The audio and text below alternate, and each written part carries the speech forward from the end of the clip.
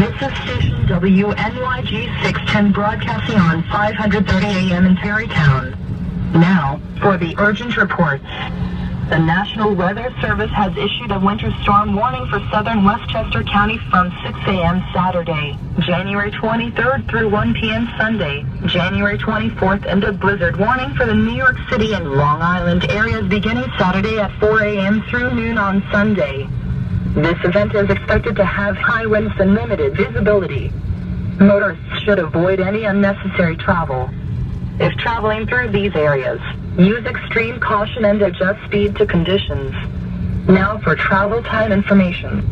I-287 cross Westchester Expressway eastbound from Midspan on the Tappan Zee Bridge, milepost 14 to exit 11 Boston Post Road, milepost 10.8. The current estimated travel time is 17 minutes.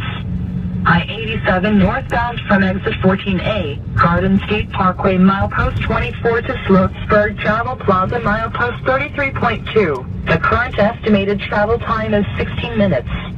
I-87 southbound from exit 14A, Garden State Parkway, milepost 24 to Midspan on the Tappan Zee Bridge, milepost 14. The current estimated travel time is 14 minutes.